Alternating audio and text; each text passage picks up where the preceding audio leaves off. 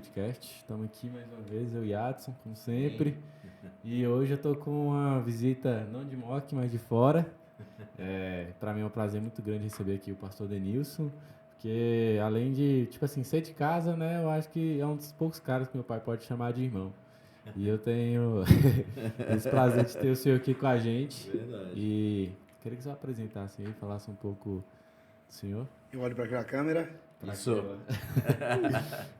Bom, você já sabe que eu tenho moral aqui, né? Sou como irmão do apóstolo.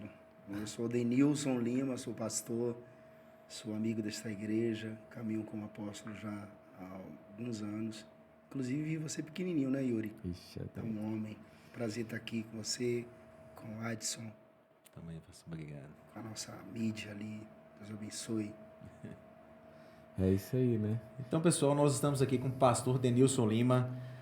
Como todos já sabem, é um grande filho dessa casa, mas que tem um conhecimento e uma sabedoria muito grande do reino e para trazer para a gente muita experiência aqui para a gente hoje. Então, a gente vai falar um pouco aqui também, um pouco sobre a vida do pastor Denilson Lima e também um pouco sobre as Bíblias, né? Vamos falar muito sobre Bíblia aqui hoje, né? Principalmente sobre um dos livros, que é o Xodó do pastor Denilson Lima, e a gente vai descobrir também o porquê que veio todo esse amor por este livro, né? Pastor, eu queria fazer uma pergunta para o senhor, assim, a gente gosta sempre de fazer uma ordem cronológica, né? Quem foi o pastor Denilson Lima? Quem foi o Denilson antes de ser pastor? Né? O pastor Denilson Lima veio de quem? Quem são os pais do senhor? O senhor veio de qual cidade? Como que foi a infância do senhor até chegar ao evangelho? Ou o senhor puder contar pra gente um pouquinho? O senhor relembrar, né? Porque isso aí vai dar uma relembrada boa. É muito bom mesmo. É bom, Uma é época de... a geração de ferro, né? Aham. Eu estou com 52 anos, então eu faço parte da geração de ferro. Eu nasci na fazenda, nasci na roça, no município de Ipirá, no estado da Bahia, a 220 quilômetros da capital Salvador. Eu sou uma bênção, eu nasci em casa. A parteira foi lá na minha casa fazer o parto da minha mãe e eu nasci lá. Então, Nossa, que a bênção. minha infância foi na roça até os meus 13 anos. Aham. Até os meus 13 anos. O meu pai era fazendeiro, então lá tinha muito boi, tinha muito carneiro, tinha muita galinha, peru. Não sei como é que chama aqui, a gente chamava lá sacué, galinha de Angola, cocá. Cocá.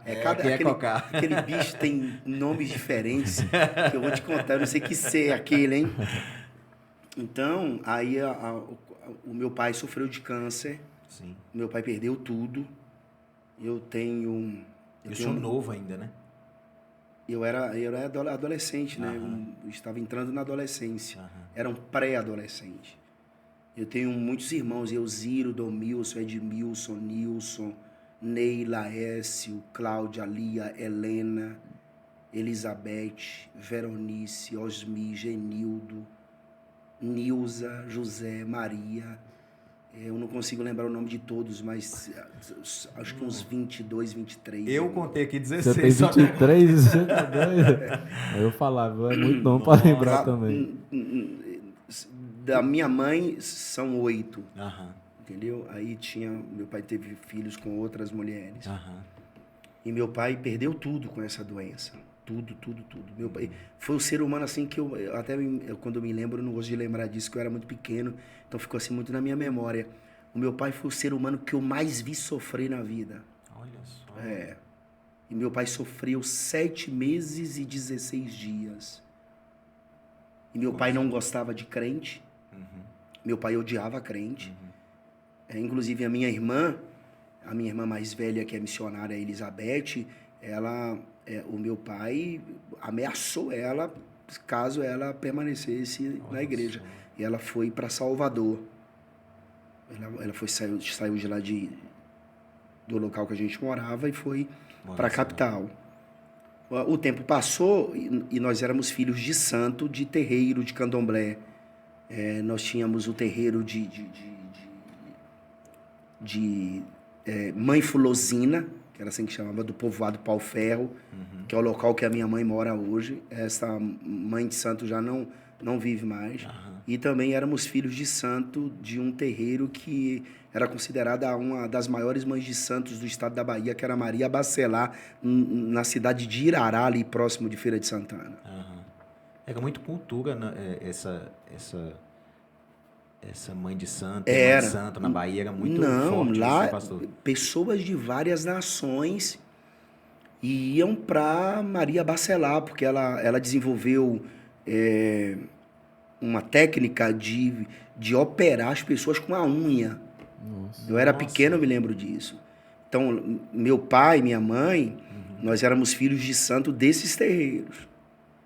E meu pai, quando ele foi ao doutor Delorme, que era o médico que ele se consultava, ele foi diagnosticado com essa doença e ele foi para Irará. Eu era pequeno na época, minha mãe, e era muita gente até de outros países.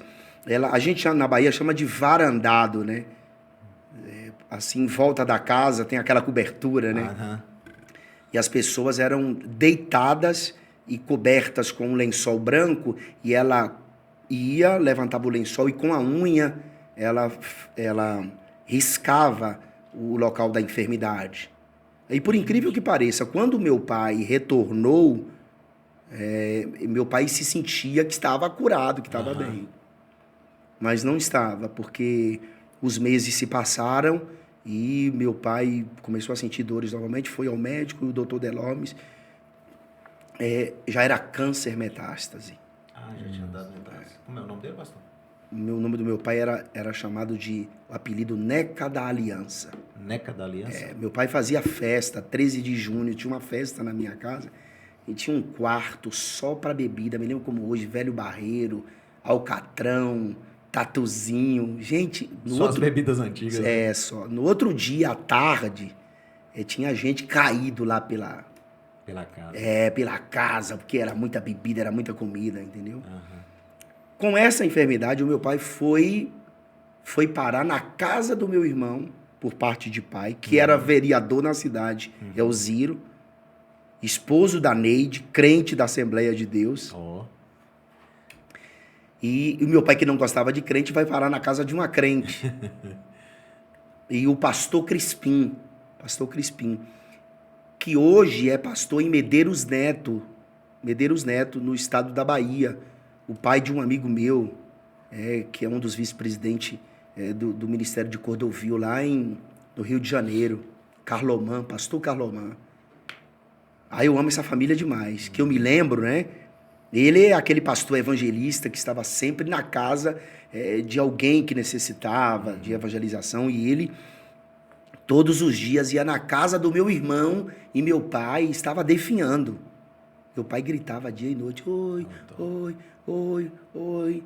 Olha, meu pai já não tinha mais lugar para aplicar a injeção. Porque ele estava literalmente, depois de meses, ele estava completamente a pele e o osso. E todos os dias o pastor Crispim dizendo, seu Neca, o senhor tem que aceitar Jesus. Faltava um dia para meu pai morrer, a gente não sabia, né? Sim. Eu era pequeno. E meu pai aceitou Jesus. Oh, glória a Deus. Meu pai aceitou Jesus. E a minha mãe não era crente, ninguém era crente, né? Meu pai aceitou Jesus. E a minha mãe conta que desse dia, se não me engano, no final da tarde para o outro dia, meu pai dormiu. Ele não dormia, mas ele dormiu, ele sonhou, teve um sonho. E no outro dia, quando ele acordou, ele chamou minha mãe bem, ele chamava minha mãe de bem. Aí e ela foi até ele, e ele falou perto do ouvido dele, eu tive um sonho. E ela disse, tu sonhou sobre o quê, nego? Era assim que ela o chamava. E ele disse, eu sonhei com a cidade que brilhava como o sol. Uau! Aí ele disse que uma mão ficava chamando ele. Nossa. Meu pai morreu. Pensa no enterro de gente, porque meu pai era muito respeitado, sabe? Um alemão assim. Pensa num homem bruto. E aí eu tinha meus 11 anos, 10, 11 anos, aí completou 13 anos e eu fui para Salvador, morar em Salvador. E aí eu Fui trabalhar em casa de família. Eu trabalhei de jardineiro, eu trabalhei de caseiro. Eu trabalhei em casa de jogos eletrônicos, zelador de hotel. Eu fui tudo. Depois fui recepcionista, trabalhei em bar. E aí comecei a me envolver com gente que Má influência. É, gente ruim. Aí com drogas, essas coisas, maconha, tráfico, andar armado, essas coisas. Me apaixonei nos anos 80, nos anos 90, né? Nos anos 90, pelo Guns N' Roses, Pink Floyd, C.D.C. tava em alta na época, né? E aí, rock and roll, drogas, né? Tudo misturado ali. E em 1995 para 1996 eu acabei conhecendo Jesus numa convenção da Assembleia de Deus no Centro de Convenções em Salvador. Quem ganhou o senhor, pastor? O senhor considera assim, né? Minha irmã Elizabeth. A mais velha, a missionária. Isso. Minha irmã Elizabeth estava ao meu lado. A irmã Mirani estava do outro lado. Estava super, mega, ultra lotado o centro de convenções. Eu não me lembro quem estava pregando, eu não me lembro a mensagem que esse pregador estava pregando, mas tinha algo sobrenatural naquele lugar que eu me lembro, eu estava com a camisa da Janis Joplin.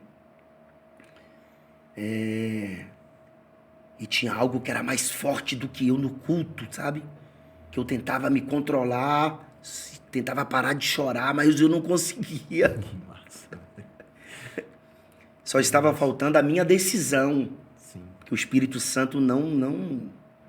Deus não quer que você se decida ao lado dele porque alguém está te pegando pelo braço e levando. A força é voluntário. Eu quero. Então aquilo tomava conta de mim assim completamente, que eu chorava copiosamente. E a minha irmã do lado, vamos bem, que ela me chama de bem, né? Vamos bem, vamos bem. E pegava no braço. E aí até que eu me decidi. Que lindo. Levantei e fui lá na frente. Eu estava muito preocupado com os caras, né? Que eu andava, os caras... não que ele estava preocupado porque eles iam fazer alguma coisa, porque, né? Pô, sabe como é que é, né? Pô, Dani agora é crente, o Galego agora é crente, velho. Então a gente tinha aquela, eu tocava violão... Engenheiros do Havaí na época, Legião Urbana, a gente comprava aquelas revistinhas, então se reunia, passava a noite com as meninas, os caras, tudo, entendeu? Aí agora, pô, você vira... Acabou aquele relacionamento, porque a sua vida agora é outra, né? Deus lhe dá uma família nova, novos amigos, é tudo novo. É o Evangelho. Como pastor, tipo assim, né? Muita gente passa por isso que o senhor passou essa transição. E como é que é cortar todo esse laço de amizades que o senhor tinha para, tipo, agora eu vou seguir isso aqui, não tem como mais, porque não deve ser fácil, né? Olha só, nessa minha época, eu considero que a igreja, eu falo igreja institucional, que é a igreja politicamente organizada na sociedade, eu considero que a igreja era uma outra igreja. Sim. Era uma igreja que orava mais. Era uma igreja que... A igreja até os anos 2000 foi uma igreja. Dos anos 2000 para cá, outra igreja. Eu falo de igreja institucional. Porque a igreja de Cristo, a igreja invisível, que é a igreja composta pelos de fato salvos, ela é a noiva do Cordeiro. Mas, falando assim, de igreja politicamente organizada, a igreja, os crentes buscavam mais. Os crentes oravam mais. Até os hinos eram diferentes. Então, eu conheci Jesus e comecei a conviver com pessoas que buscavam muito a Deus. Tem muita gente que pergunta, pastor, você é ungido? Muita gente diz assim, você tem uma unção. Isso aqui que eu carrego, eu carrego algo que foi uma transferência de unção para a minha vida, do avô dos meus filhos, José Silva dos Santos. Eu nunca vi ninguém tão usado por Deus. Eu não conheço, não conheci até hoje. E olha que eu já rodei muito por esse mundo, mas conhecer um homem para orar, se consagrar e ser usado por Deus como José Silva dos Santos, a internet não conhece ele. Eu não conhecia até hoje. Então ele foi tipo assim, um divisor para o senhor fazer o que o senhor faz hoje, né? Ou Não, eu andava com ele para tudo quanto é lugar. Eu deitava água na mão dele. Eu deitava água nas mãos dele. E eu me lembro, ele era extremo, ele era usado, um homem íntimo de Deus. Um homem íntimo de Deus. E eu ia na casa dele assim, de 2 em 2 dias. E se eu chegasse lá, por exemplo, 10 horas da manhã, ô Mirani, cadê Zé? Ela respondia, tá de joelhos. Falei, começou a orar que horas? Ela começou a orar 4 da manhã. Começou a orar 3 da manhã. Eu já orei com ele assim 10 horas, só levantar para ir pro banheiro.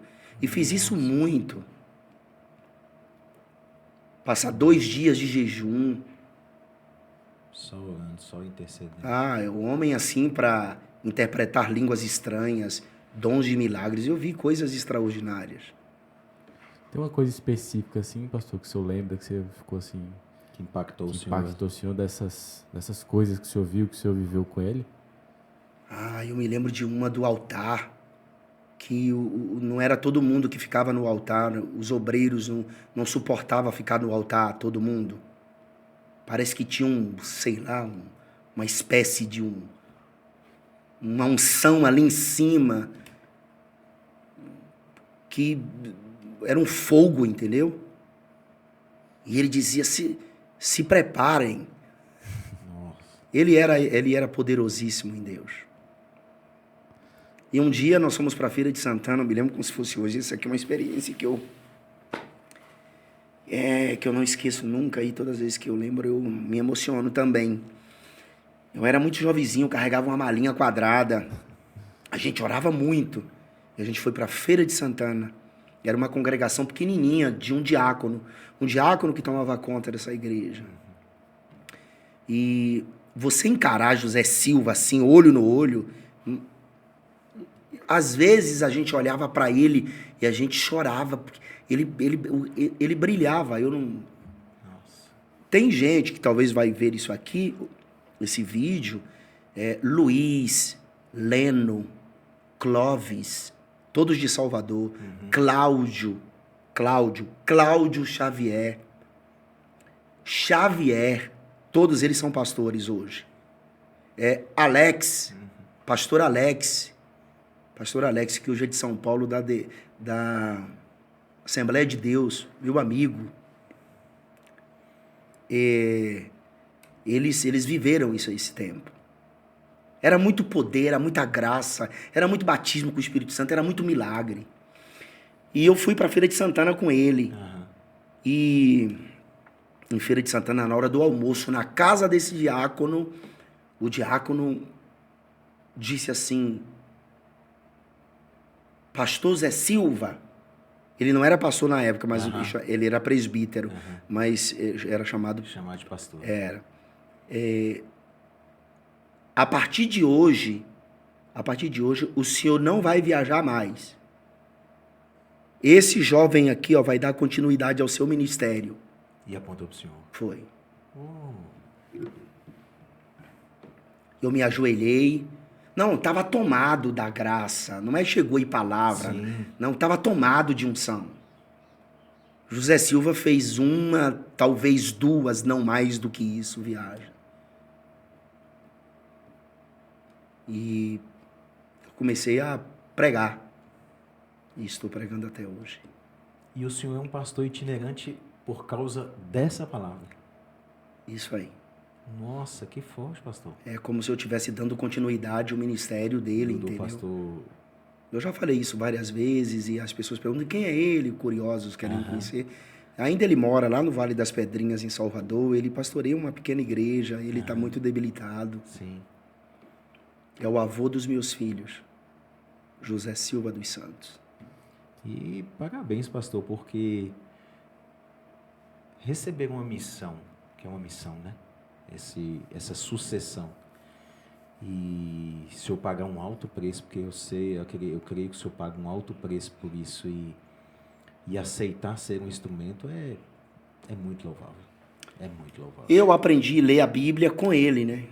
Com José. Eu aprendi a orar com ele, jejum, servir a igreja local, que é um conselho que eu até dou para você que vai estar assistindo. Sirva a igreja local. As pessoas estão começando a pregar, cantar hoje já... Porque a internet faz cantores e pregadores hoje, através de vídeos curtos. Agora, um vídeo curto é uma coisa, você colocar um sujeito no altar para transmitir uma mensagem temática, expositiva. É outra coisa. Para um povo que está ali parado para te ouvir, é outra coisa. É outra coisa. Então, eu fui formado nessa era de ferro, nessa geração de ferro. Hoje a gente vive uma geração de plástico. Fala a verdade. Não dá pra... Não troca tem como muito comparar. fácil a peça, quebra já. Não tem como comparar. Eu sou daquela época, eu usei quichute, né? Tu nem sabe o que é, né? Eu já ouvi falar.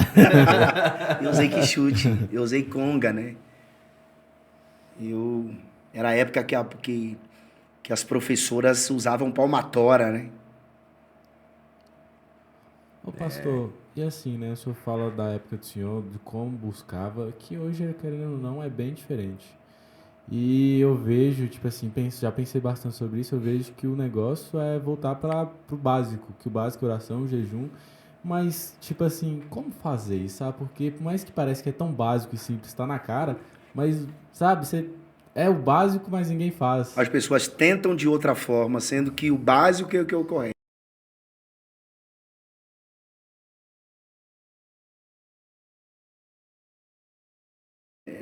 Visita, etc. Tudo está dentro desse bojo, tudo está dentro desse contexto. Agora, quando as pessoas começam a usar outros métodos extra-bíblicos para você dar uma mãozinha no evangelho, não funciona. Aí a igreja, como vem crescendo dos anos 2000 para cá, os coaches tomaram os púlpitos, as mensagens antropocêntricas, a teologia da prosperidade, que é a confissão positiva, começou a tomar conta dos púlpitos por causa disso aí. O evangelho é o evangelho. Você vai na igreja... Primeiro que você não vai na igreja buscar. Aí inventaram isso de você ir buscar alguma coisa. Você vai ao templo levar um culto para Deus. E lá Deus fala contigo, te abençoa e opera milagres. O receber é uma consequência, né, pastor? Isso. Não é o objetivo, né? É que hoje o crente, a maioria, vai buscar, né, uma bênção. E a etimologia da palavra hebraica para bênção é algo que vai até você. Sim. E aí também, né, porque assim, eu queria perguntar ao senhor, porque só o crânio, para mim, eu ainda não conheci ninguém que sabe de Apocalipse, pelo menos de perto, assim como o senhor. E nem de longe, eu acho. É verdade. Eu sou E eu queria saber, né, da onde começou que o senhor falou, não, vou me aplicar a esse livro. Por que desse livro? Foi essa, né? Como é que começou essa paixão? Que eu acho que não é nem... É difícil, tipo assim, tipo assim, pessoas que procuram, não, vou estudar Apocalipse, vou me aprofundar nesse tema. Não é tão comum. E é um tema que é levantado dentro da igreja que é falar, vixe, vai falar de Apocalipse. Eu tinha medo de ler Apocalipse. Começa a ficar com medo já, né? De abrir Apocalipse ali. Tudo por conta desse tempo da igreja até os anos 2000. Que as mensagens que se pregava, e houve um crescimento assim extraordinário na igreja por conta das mensagens que se pregava com esses temas, né? Apocalipse, que envolve o juízo final, arrebatamento da igreja, outros temas mais, né? E isso que a gente mais ouvia. Era raro você ir num culto de domingo que não tivesse uma pregação voltada para esse tema. Morte e ressurreição de Jesus. Santidade, arrebatamento, grande tribulação, juízo final, estado eterno. Sempre os evangelismos, por exemplo, era falando sobre o céu, falando sobre o inferno. E aquilo me despertou. Aí eu comprei um livro de Severino Pedro da Silva, Apocalipse, versículo por versículo. Explicado. Isso, e aí eu comecei a me aplicar. E li esse livro algumas vezes. E depois comprei outros livros e assim me despertou assim para esse livro, que é o Apocalipse. Não é nada mais, nada menos que o resumo de todos os outros livros da Bíblia, de Gênesis a Judas. Porque tem gente que pensa que o Apocalipse é completo apenas com Isaías, Zacarias, Ezequiel e Daniel. E não é.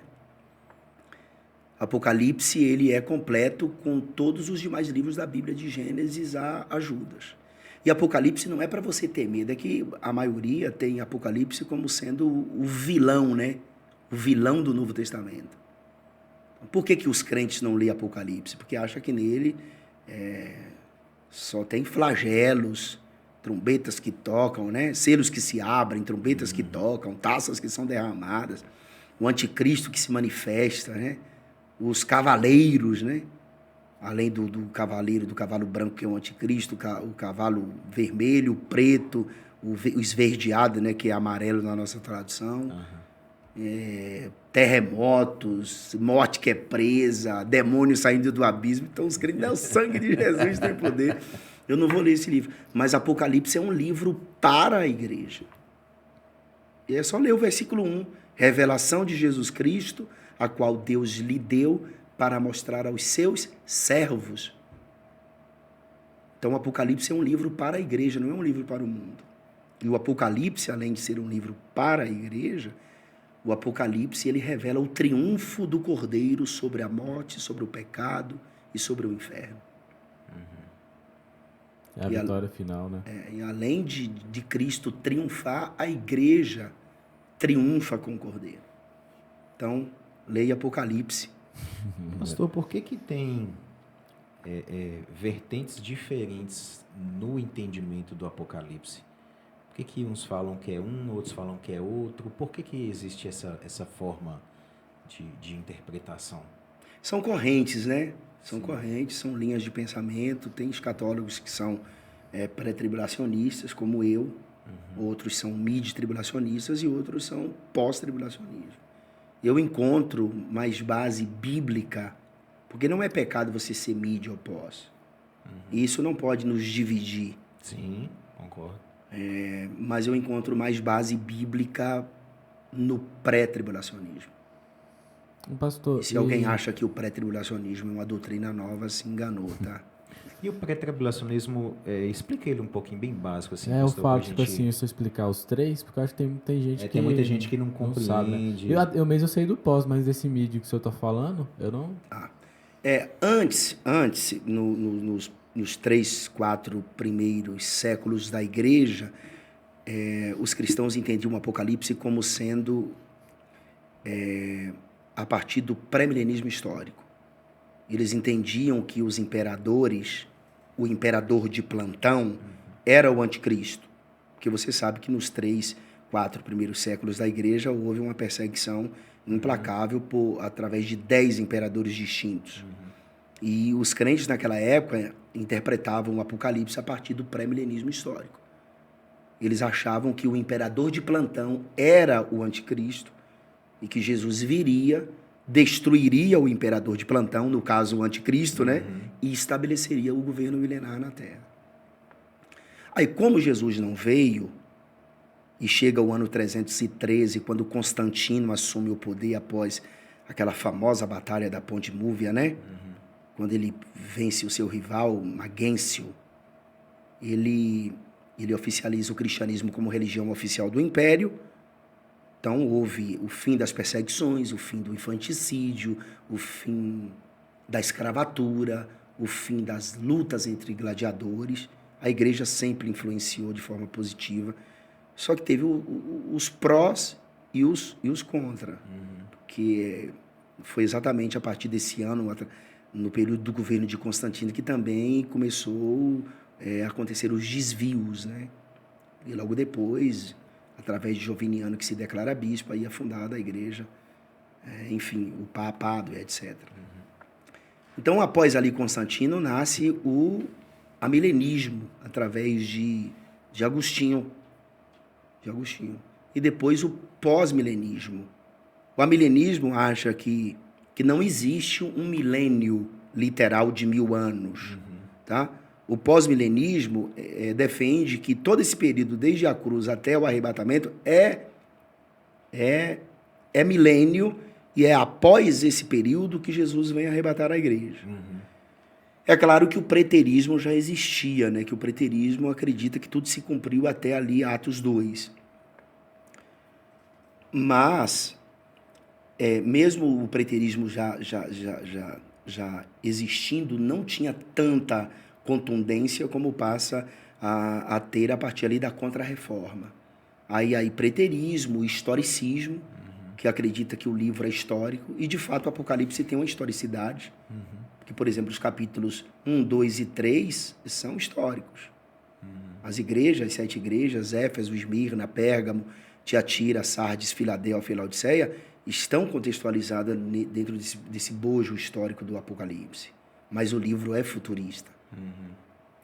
Então aí vem, depois do historicismo, o idealismo, que o idealismo são eruditos que defendem que o Apocalipse é uma coletânea assim, de símbolos místicos que visam ensinar lições morais e espirituais.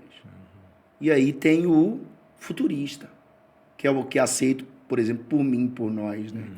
Que acredita que o livro tem esse lado histórico, mas ao mesmo tempo é futurista.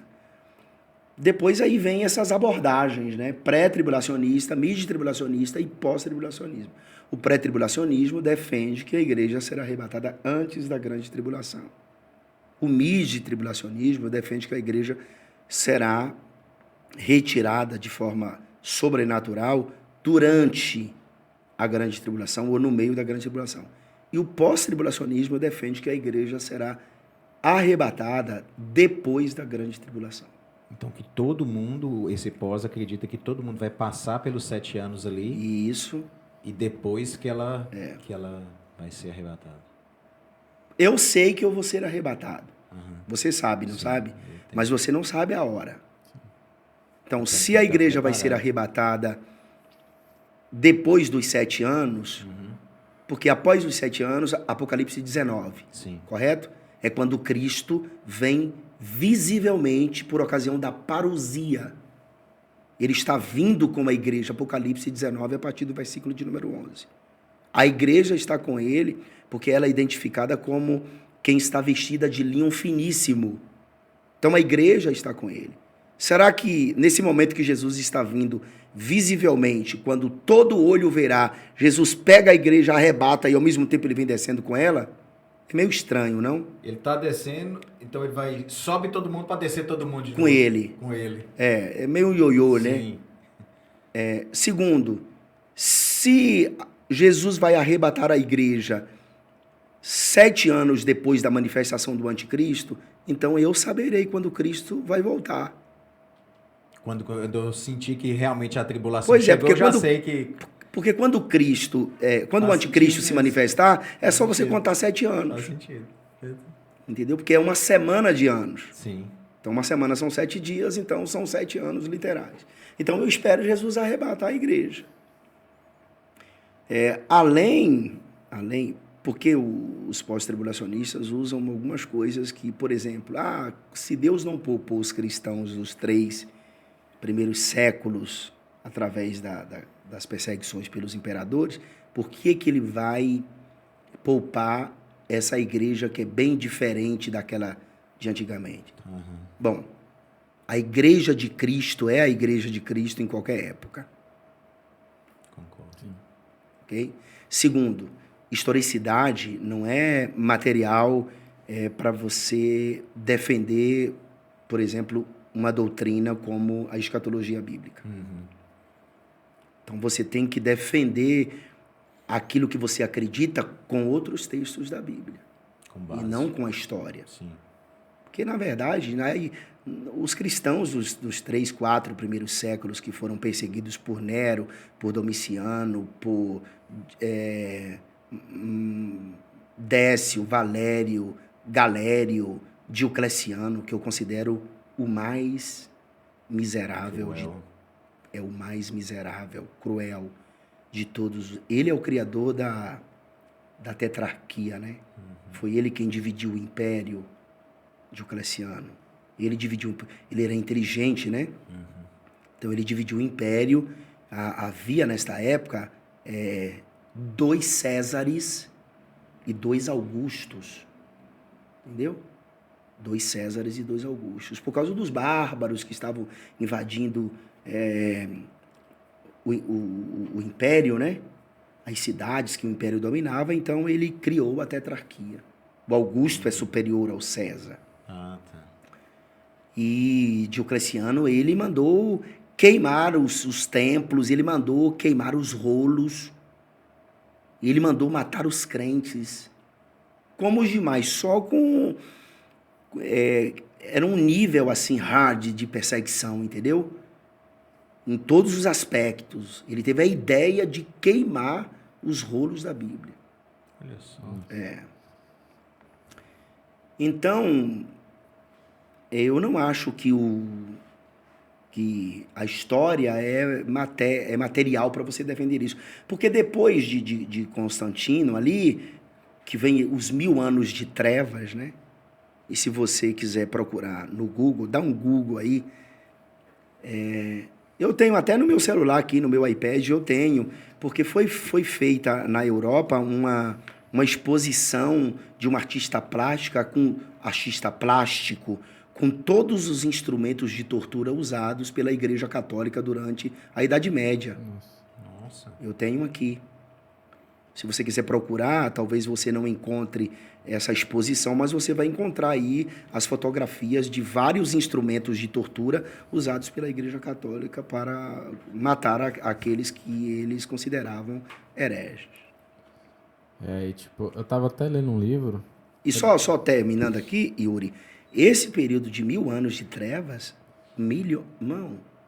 a Santa Inquisição, que foi instituída por Gregório IX, um tribunal da Igreja Católica para punir aqueles que eles consideravam hereges, foram milhões que morreram. Então a igreja sempre foi perseguida. Essa perseguição, pastor, assim, é lógico que não posso considerar em níveis, né? Essa perseguição antigamente a gente pode considerar, em termo político hoje, uma perseguição também, possível perseguição da igreja? Pode ser assim considerado, eu falo até espiritualmente falando, querendo atacar a igreja novamente? Adson, é porque nós moramos no Brasil. No Brasil. O Brasil tem hoje o que, não sei, 40% de evangélico? Eu acho que esse número cresceu bastante. Eu não sei. Fala de evangélico mesmo? Mas considerando. Sim. Nós éramos para ser a nação que mais investe em missões, por exemplo. Que a gente fala tanto em avivamento, não é? Eu creio que exista um avivamento no Brasil, mas focos de avivamento em determinadas igrejas, em determinadas comunidades. No país, não, porque a corrupção está aí, generalizada. Então, se o Brasil estivesse vivendo um avivamento, não existiria esse nível de corrupção no Brasil. Faz sentido. Total sentido. Bom, se a gente está vivendo um avivamento, a desembocadura do avivamento é em missões. E o crente brasileiro é um dos que menos investe em missões. A oferta do crente brasileiro é uma das menores ofertas. Por exemplo, se você comparar com os Estados Unidos, com Coreia do Sul, Singapura, nós estamos devendo muito com relação a missões. Então, nós não estamos vivendo um avivamento a nível nacional. Tem aqueles focos, igrejas. Tem focos aqui, focos ali, mas o avivamento real, completo, da igreja. E pelo fato de nós não conhecermos as necessidades e a nossa tarefa, cumprir o nosso chamado, entendeu? Evangelização e missões. Evangelismo e missões, porque evangelismo é uma coisa, missões é outra. Evangelismo, você mora aqui, vai ali, vai acolá, prega o evangelho e volta para casa. Vai no vizinho, vai... Missões é quando você sai daqui, você se estabelece em outro lugar e uma instituição ampara você. Então, a maioria dos crentes brasileiros não conhece o que é missões. Pergunte na igreja assim, quem quer ser um missionário? É raro. Antigamente, na minha época, eram vários jovens estudando para ir para o campo missionário. Jovens estudando, fazendo letras, tentando traduzir a Bíblia, porções da Bíblia, dos evangelhos, para ir para uma tribo indígena, para ir para a África. Então, pelo fato do crente brasileiro, com raríssimas exceções, sim, não conhecer esse lado da obrigação da igreja, que é evangelismo e missões, então ele não sabe que existe a igreja perseguida na latitude norte, que está na janela 10/40, esses países do norte da África. Ser crente no norte da Índia não é fácil. Vou falar, pastor, eu estava na escola do Clamor agora, e aí a gente tem várias pessoas. Aqui do lado, no Peru, diz que é complicadíssimo pregar o evangelho lá. Tipo assim, Peru, Equador, esses países daqui, porque eles têm muito... mexe muito com obras de feitiçaria, essas coisas, é muito forte nesses países. E eu não sabia. Achava que era mais tranquilo. Que era mais tranquilo. Hoje o número de crentes perseguidos, eu até peguei aqui, tudo que eu vejo de missões, né, eu sempre fui envolvido diretamente com missões, eu peguei até aqui e fiz um print aqui, eu não lembro se foi do Portas Abertas ou se foi do Guia-me, que ele fala agora sobre a lista mundial da perseguição, tá vendo? Uau! A lista mundial da perseguição. É sempre atualizado? Eles sempre atualizam? Eles atualizaram nesse ano, mas está dentro ainda da latitude norte, aí na janela 10/40. São países aí que tem 1% de crente, tem 0,2%, 0,1%, 2%. Nossa. Entendeu? Caramba, a Coreia do Norte é a maior perseguidora. Não, hoje na Coreia do Norte talvez tenha entre 60 a 80 mil crentes em campos de concentração. Mulheres crentes, mulheres que se decidiram ao lado de Jesus, que são abusadas sexualmente por vários homens diariamente. O Irã é difícil ter crente. Afeganistão, Paquistão. Nossa. Eu fico pensando, como é que é para um missionário pregar num lugar desse? Então, olha só, os países hoje, Coreia do Norte, Somália, Líbia, Eritreia, Iêmen. Pregar o evangelho no Iêmen é complicado. Eu já estive com os missionários do Iêmen, que eles saltavam de alegria, porque eles podiam dar glória a Deus e aleluia, e lá não pode. Porque, vai lá que você está lá, glória a Deus, aleluia, e aparece um muçulmano e radical e te mata. Nigéria, Paquistão... E se, tipo assim, chegar em situação de matar... Mali, Argélia, Iraque, Mianmar, Maldivas, China, Burkina Faso. Eu achava que... Olha pra você ver, eu achava que China, pastor, estava na cabeça. Não. No nosso, na visão que a gente tem aqui, né? Coreia do Norte, Somália, sempre estiveram liderando.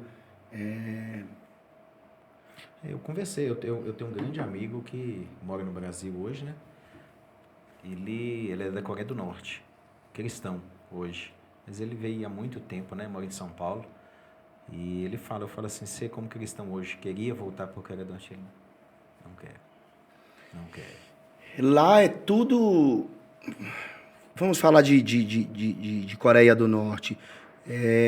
O Kim Jong-un é adorado. Um Deus, né? Os vídeos estão aí. Sim. Os vídeos estão aí. Apareceu todo mundo. Mas de coração ou obrigatoriamente, assim... De coração. Não, sendo sincero mesmo, uma pergunta sincera, porque... Se você não adora... Xi Jinping na China, por exemplo, Você não morre, teve a né? reeleição do país do Partido Comunista, teve 100% dos votos. Todo mundo votou de coração. De coração. E eu sei que a China hoje é o maior parque industrial do mundo, né? Hoje a China supera os Estados Unidos, inclusive, em indústria. Não com Trump, né? Porque quando Trump estava no poder era outro nível, era outros Estados Unidos. A esquerda assumiu, então a esquerda tem aquele poder de destruir. Então, a esquerda, quando assume, é assim, os investidores vão embora. Olha aí, agora estão fechando várias lojas daquela loja de café. Hoje mesmo, eu postei aqui, ó. Não fala Pão de Açúcar, não, né? Não é o Pão de Açúcar, não. É Starbucks. A Starbucks? Olha aqui, ó. Hoje mesmo eu postei agora há pouco. Olha só, olha que eu postei agora há pouco nos meus stories. Ainda não foi. Eu posto sempre para os crentes que votaram na esquerda, entendeu? Olha aqui, ó, o que aconteceu. Aquela rede de supermercado após 23 anos no Brasil, rede de supermercados anuncia fechamento de 343 lojas. Nossa, você tá doido. Está aqui, tá? Conexão política. É só você acessar aí. Entendeu? Quantos mil empregos vão embora aqui? Por que esses caras estão indo embora? Porque a esquerda tem esse poder. Entendeu? A China é comunista. Vou falar uma coisa para vocês aqui, ó. Na China não existe ponto cego. O que seria um ponto cego, pastor? Você pode entrar debaixo de um caminhão. Ponto cego, entendi agora. São mais de 200 milhões de câmeras. Nossa. Nós vamos sair aqui na porta, não vamos? Nós Saiu, três? pegou. Saiu. Vamos entrar no carro? Aham. Pois é, por onde você passar, as câmeras tudo fazendo leitura da sua face. Nossa. É impossível um chinês desaparecer na China hoje. Tudo que você faz na China é monitorado. Se você falar mal do governo chinês, do governo comunista, você tem um score. Você não tem direito à creche para os filhos, você perde o emprego, confiscado o seu passaporte. Pode falar, Vai eu tô perder te na proibindo, liberdade, pode falar. Eu só vou tirar algumas coisas. Você mas tem a pode punição, falar. você é punido por isso. E está em desenvolvimento. Nossa.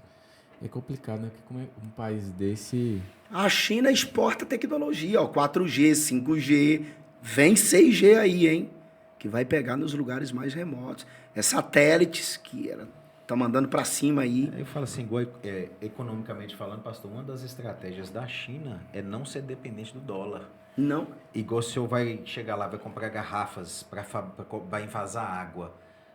Se você for comprar lá, você não vai comprar em dólar, você vai comprar com o real, você troca na moeda deles, que é o iene, você troca com eles e para com eles.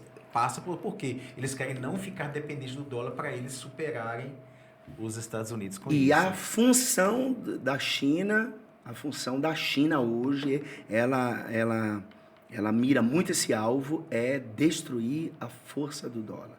Exatamente. E a China, com Coreia do Norte, com Rússia. Inclusive, na Rússia operou até uns 2, 3 meses atrás a moeda chinesa em alta. Entendeu? Porque a verdade é que o dólar vai acabar, até essas moedas, tudo vai ser moeda virtual. Nós estamos na era da inteligência artificial. O novo ouro digital aí, né? Tá vindo. Está vindo aí, tudo será monitorado. Na verdade, nós já estamos sendo monitorados. Isso aqui. Tudo monitorado, tudo tem sua face. Por isso que no período tribulacional, no governo do anticristo, é claro que vai haver oposição, né?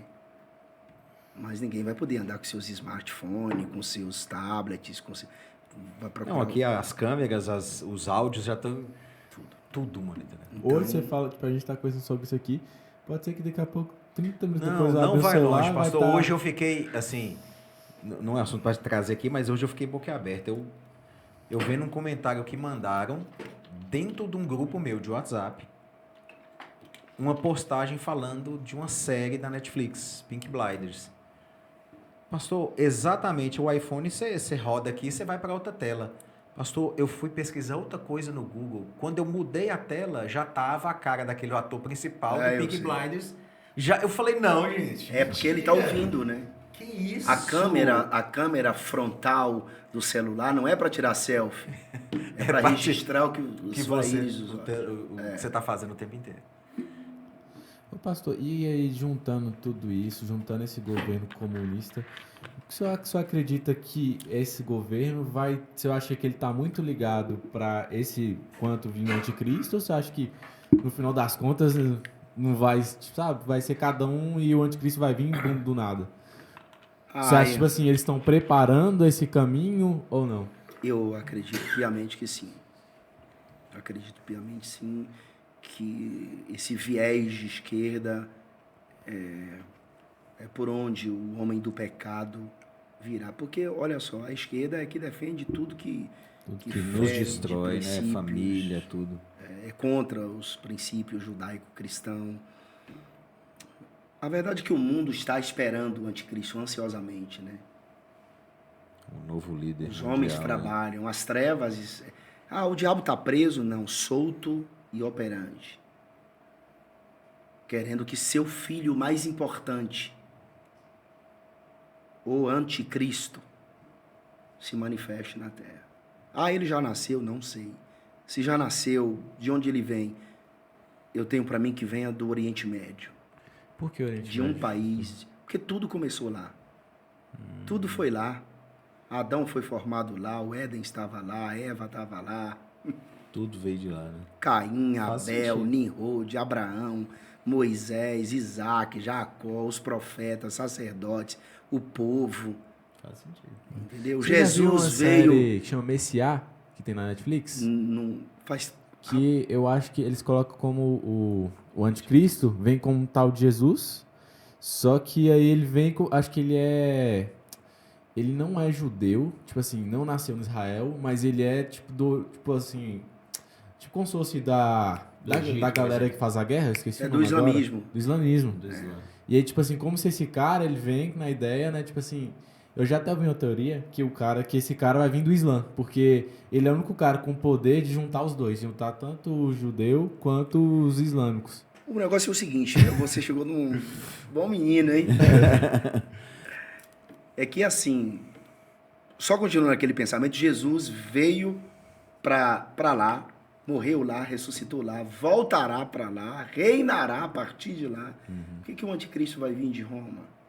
Apesar de que eu tenho um pensamento que está ligado a tudo isso aí com relação a Roma, países da Europa, etc. Mas eu acho que o anticristo ele venha realmente do Oriente Médio.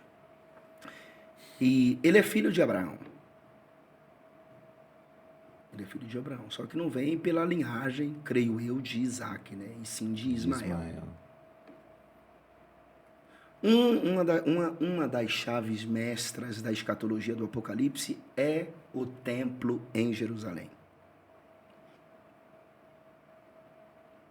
Em Mateus 24, Jesus diz, não ficará pedra sobre pedra. Não vedes tudo isto? Em verdade vos digo que não ficará pedra sobre pedra que não seja derribada. 40 anos depois, anos 70 da era cristã, Tito Flávio Vespasiano cerca Jerusalém, 1 ano e 4 meses de cerco. Foi um período terrível. Flávio Josefo, historiador mais conhecido, vivia nesta época, por isso que ele historia assim, como testemunha ocular do que aconteceu. Nessa época, se crucificava centenas de judeus diariamente, a ponto de formar uma floresta de cruz em volta de Jerusalém. E procurava-se uma árvore cujo caule sustentasse um judeu e não encontrava diante de tantas crucificações. Nossa. A barriga das grávidas eram abertas pela espada da soldadesca, né? Como a barriga dos judeus, né? Porque saiu uma notícia entre a soldadesca que os judeus estavam engolindo as pedras preciosas do templo. E eles tentavam fugir, e aí os soldados romanos pegavam e abriam a barriga deles, para ver se tinha pedras preciosas. As mulheres grávidas tiravam os fetos de dentro. É dito que Jerusalém virou assim uma espécie de noite fúnebre, sabe? Diz que a fome confundia as emoções do povo. Meu Deus. E as pessoas caíam e morriam com os olhos esbugalhados para o templo. Porque o templo é tudo para o judeu.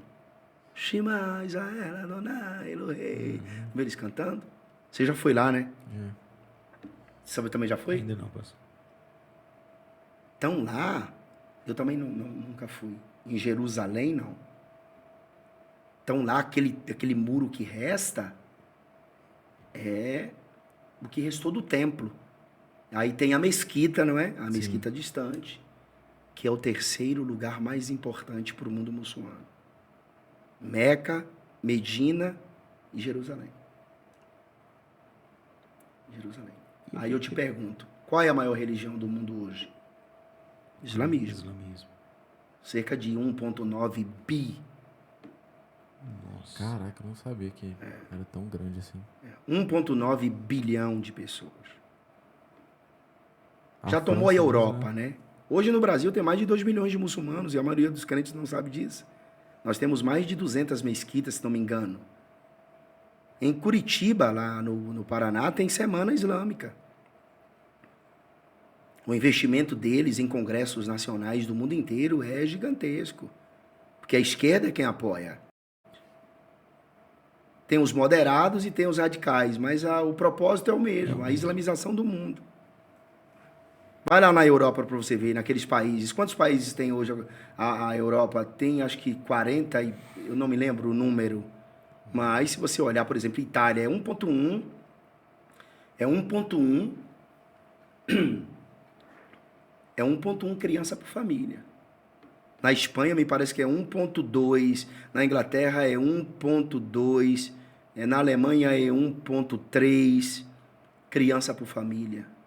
Na Suíça 1,1, na Bélgica, todos os países é 1,1 criança por família. 1,2 e 1,3. Isso significa que cada família tem uma criança. E aí abriram-se as porteiras, né? Lembra? Aquela imigração islâmica. O muçulmano tem 8 filhos. E desde criança ali, colocando na cabeça da criança ali o islamismo na cabeça, não tem como. Olha só, não tem como reverter esse modelo de cultura, entendeu?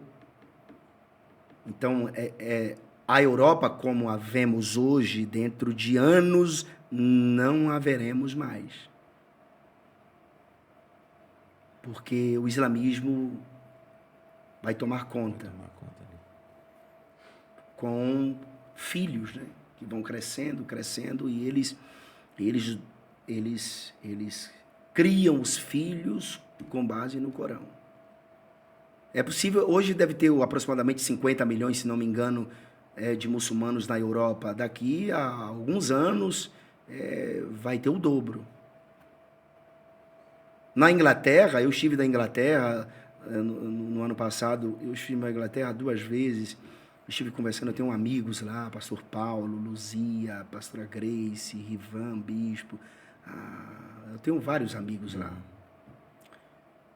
E tem os muçulmanos, tem 30 cidades da Inglaterra, 30 cidades, 32, se não me falha a memória, que os prefeitos são islâmicos.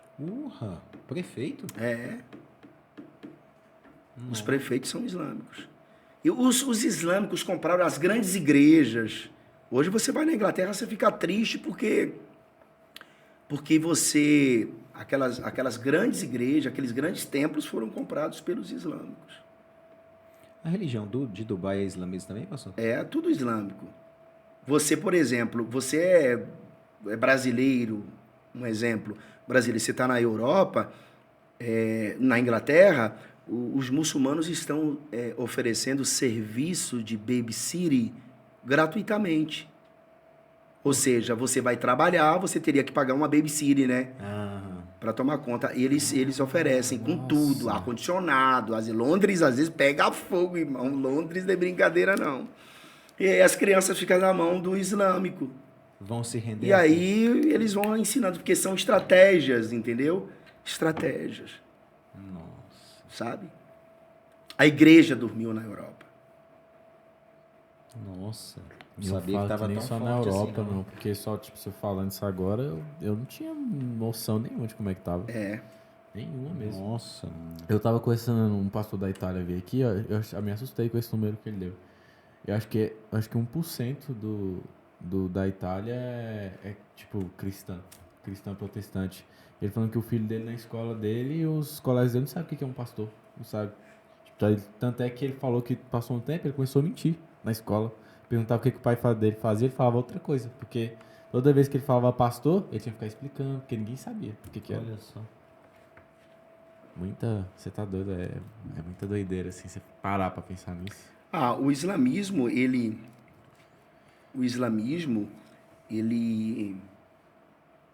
investe pesado. Um islâmico dá 10% da sua vida e do que tem para a islamização. O crente não dá 1%. Olha pra você. Nem se Mas esses países que estão assim, dentro dessa janela das 40, que são majoritariamente muçulmanos, essas histórias que a gente escuta, o muçulmano teve um sonho, viu Jesus, sabe? Você já ouviu isso? E é verdadeiro, tá? Jesus aparece e eu conheci vários, dezenas deles convertidos.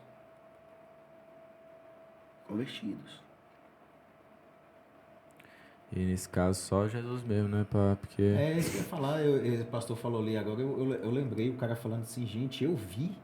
Ele afirma com todas as palavras que viu. Eu achei aqui um dado estatístico que eu peguei de uma igreja batista, não me lembro o nome, mas me parece que é no Paraná. As taxas de natalidade nos países: França 1,8, Inglaterra 1,6, Grécia 1,3, Alemanha 1,3, Itália 1,2, Espanha 1,1. Vou citar só esses aqui. Sim. Nos 31, são 31 e não mais de 40, 31 países na União Europeia, a taxa de natalidade é de 1,30, ou seja, uma criança por família. Ô pastor, e aí tipo assim, a gente sempre fala muito da questão de haver um grande avivamento, né? Geral. E a gente olha para esses dados, olha para a situação da igreja. Como o senhor acredita que vai vir esse avivamento? O senhor tem assim, um pensamento sobre A isso? igreja que dormiu, né? Por exemplo, na Inglaterra, a população islâmica cresceu na Inglaterra de 82 mil para 2,5 milhões. Entendeu? Na Holanda, hoje, 50% das crianças que nascem, é muçulmana. Ou seja, nasce 2 meninos, um é muçulmano. 23 milhões de muçulmanos. Hoje está em torno de uns seus 30 milhões de muçulmanos na Rússia. Tá? 1 em cada 5 russos é crente. É muçulmano. É muçulmano. 40% do exército russo será muçulmano em apenas poucos anos. 40%. Em 2025, 1/3 dos recém-nascidos na Europa será muçulmano. Já é ano que vem. Europa, né? Olha só, o Al-Qaddafi, lembra da declaração dele? Eu achei aqui. Há sinais de que Alá garantirá a vitória ao Islã na Europa sem espadas, sem armas, sem conquistas. Não precisamos de terroristas ou bombas homicidas. Dos mais de 50 milhões de muçulmanos na Europa, transformarão em um continente islâmico em poucas décadas. Não. Então hoje não, isso há uma década atrás, havia 52 milhões de muçulmanos na Europa. Então agora, talvez até aí 2030 tenha mais de 100 milhões. O dobro, em pouco tempo. Mas a gente está falando disso é Europa, mas, por exemplo, nos Estados Unidos, eles só não tomaram conta porque o Trump vetou a entrada deles. Existe também os hispanos, que ainda a cultura mantém aquele nível de 2,11 criança para a cultura sobreviver nos Estados Unidos. Mas em toda a América Latina, no Brasil, em tudo quanto é lugar é muçulmano. Abre as portas assim de... Isso. Pastor, E eu é de uma acredito que maneira esse avivamento silenciosa, né, venha pelo pastor? Brasil, não? E é de uma maneira silenciosa, né? Porque ninguém vê, tipo assim, ninguém percebe, mas quando você vê, tipo, já tá batendo. Quando, tipo assim, acho que quando perceber, já tá derrubando sua porta. Aqui tem, como que chama aquele lugar que mata boi? A Matadouro. Sim, Abatedouro. Aqui tem? Tem. Com certeza deve ter muçulmanos aqui, morando aqui em Montes Claros. Por causa É. do sangue? Não. Por causa dos bois. Eles são enviados dos seus países. Todo lugar que tem abatedouro, aqui abate quantos bois por dia aproximadamente? Acho que eu não tenho 500, 700, 1000? É, por aí. Por aí, Vamos né? colocar por Então, mil com por aí. certeza deve ter deles aqui, de países aí. Eles vêm para cá, Pra quê, pastor? se hospedam aqui e ficam aqui porque eles vão fazer o abate do animal. Eles que fazem. Mas eu não entendi. Qual é o intuito? Porque os bois precisam, por causa do sangue, por causa o boi não recebe aquele tiro daquela arma de ar, daquela pistola de ar. É degolado. Meu Deus. Tudo tem a ver com Meca. Eu, o filho tinha um amigo meu, pastor Diego, hoje é pastor, ele estava afastado da igreja, eu estava pregando, acabei ganhando ele para Jesus, meu amigo. Hoje é pastor de família lá na igreja, é um dos vice-presidentes da igreja. Eu estive até com ele a semana passada, numa vigília. Ele era um dos 3 responsáveis por frigorífico lá no Goiás e Mato Grosso. E ele mandou para mim aqui a cartilha, eu tenho a cartilha de como que é que mata o boi. Eles ficam aqui um tempo e depois é trocado a comissão, entendeu? Não sabia que degolava, não. Qual a religião mais idólatra do mundo? Islamismo. Islamismo. Você vê um católico se curvando a Maria 5 vezes por dia? Não. O muçulmano ora 5 vezes por dia. Eu já fui em países islâmicos assim, no período de Ramadã, e eu chorar sem querer. É um peso, mano. E aqueles minaretes, o povo cantando. E o povo de joelho e jejum. Tem aqueles radicais que nem a saliva engole. Não, eu tava com o pastor Walter em Dubai, a gente tava voltando, eu dei vontade de ir no banheiro, pastor, e tem um banheiro deles lá, né? Que eles lavam os pés.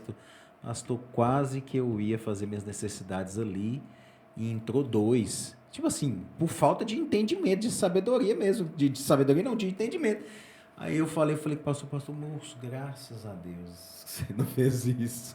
Aí eu fui sair caçando até que pelo símbolo, né, do negócio eu achei um banheiro. E você dá até as aparências de muçulmano. Você ia passar batido, mano.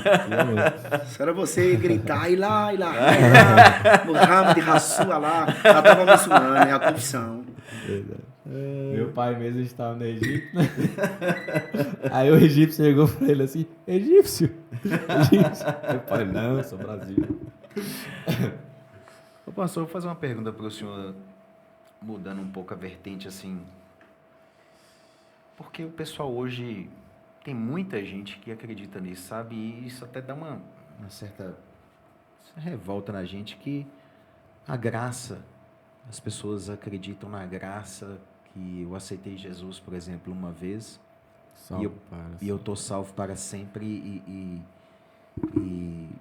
posso viver minha vida ao meu jeito, que eu vou falar bem mais tranquilo assim, né? Posso viver a minha vida do jeito que eu quiser. Se eu puder falar um pouquinho sobre isso aí, pode bater, porque... Olha, a salvação é um presente, não é? Sim. Paulo disse, não vem de vós, é dom de Deus. Então, dom é presente. Presente se perde? Não. Você não pode, você não perde um presente? Ah, que se eu ganhei um presente, sim. Sim, você tem possibilidade de ver, sim, lógico. entendi. É claro que o entendimento daqueles que pregam uma vez salvo para sempre, não é assim, você faz o que quer, né? Mas eu não acredito, eu acredito que a salvação é diário. Exatamente. Esquece essa ideia de que uma vez salvo para sempre. Porque é possível que você se perca. E outra coisa, essa ideia de... Porque isso aqui está intimamente ligado, né? Predestinação. Predestinação e eleição. Predestinação não faz parte do caráter de Deus. Porque se Deus não fica feliz com a morte do ímpio, por que que ele criou o ímpio para mandar para o inferno? Se Deus amou o mundo de tal maneira, o texto de ouro do Novo Testamento, João 3,16, para que todo aquele que nele crê... Só aqui já é desconstruída essa ideia de predestinação. Para que todo aquele que nele crê, então eu creio, eu vou me submeter a ele. Mas é possível que você perca a sua salvação, sim. Sim, concordo. Por isso que a salvação, ela as pessoas entendem que ela é diária, é uma conversão diária, um arrependimento diário. É se render ao Senhor diariamente. Tu que não renuncie, não, tu vai ver. O chicote. E é bem isso, né, pastor? Porque, tipo assim, é aquele negócio, quero servir a Deus, mas do meu modo. Tipo assim, quero falar que sou crente, mas quero continuar vivendo a vida que eu vivia antes. E com Deus não é assim, né? Tipo assim, o preço que Deus pagou na cruz não foi pra gente fazer qualquer coisa da vida e agora vou pro céu depois. Tem que haver arrependimento, né? Acontece muito hoje das pessoas praticarem alguma coisa e acabam indo embora da igreja. E eu sempre falo, você pode fazer o que você fizer, mas não vá embora da igreja. Vá ao seu pastor, conversa com ele. Se arrependa. Por que você vai embora da igreja? Por que você foi embora da igreja? Ah, pastor, eu caí, eu fumei, eu bebi, eu roubei, eu fiz alguma coisa de errado. Um conselho, não saia da igreja. Não saia da igreja. Vá ao pastor. O pastor, poimenas, o que pastoreia com singeleza de coração, tem uma vara, tem um cajado e ele tem uma botija de óleo para sarar suas feridas. Vá ao pastor, porque o pastor tem por dever e obrigação cuidar de você. Se caso você seja uma ovelha rebelde, o pastor vai quebrar uma das suas pernas e lhe levar nos ombros. Forte. Mas não saia da igreja. Exato. Não saia da igreja. Eu abro uma caixinha de perguntas no meu Instagram, às vezes semanalmente, às vezes 2 vezes por semana, às vezes demoro. Eu recebo centenas de perguntas. Tem muita gente que está doente porque não acha espaço, não encontra confiança no pastor para conversar seus problemas. Porque se conversar à noite, no culto, do altar, no púlpito, vai ser exposto. O pastor vai expor a pessoa. Isso é sério também. E tem, pastor, tipo assim, sobre a caixinha, tem perguntas, assim, que tem grande maioria que a galera pergunta mais, ou... Pergunta mais sobre o Apocalipse, maridos perguntam, muitas perguntas que às vezes eu respondo direto, eu não coloco. Não joga a pergunta para não expor e tudo. Maridos que reclamam com relação à vida sexual com a esposa, que a mulher é fria, mulher que reclama do marido que não toma banho. Ó, que isso? Eu mando levar no Lava Jato. Né? Maridos que são frios, que não procuram, que não são carinhosos, filhos que não encontram espaço nos pais, pais com filhos rebeldes, e na maioria das vezes os filhos são rebeldes, desrespeitam os pais porque os pais não ensinaram. Não, a ausência paterna e materna. Porque já é discípulo. O filho pode até afastar da igreja, mas tem que me respeitar que eu sou seu pai. Como assim? Você vai chegar em casa e vai quebrar as coisas dentro de casa? Então não é Denilson Lima. Então, entendeu? Além de vários outros assuntos dentro da psicologia, psiquiatria, os índios que não ouviram falar de Jesus, aparece muito, pessoas com crianças especiais, pessoas que nasceram com problemas mentais, psiquiátricos, como que é a salvação, porque as pessoas querem solucionar os problemas que compete a Deus, não compete a você. Sim. Deus é o justo juiz. Quando João viu ele no capítulo 4 de Apocalipse, viu ele na aparência da pedra jaspe, porque ele é espírito, sabe? Isso aqui representa a santidade. Santidade. Jaspe é santidade, pureza. E o mesmo versículo diz que é como sardônia, que é uma pedra vermelha, fala de justiça e juízo. Uhum. E o arco celeste, que é Deus de aliança. E havia a esmeralda, que é verde, a esperança. Então no trono tem santidade, tem justiça e juízo, tem aliança e tem esperança. Deus é o trono, não é igualdade, é equidade.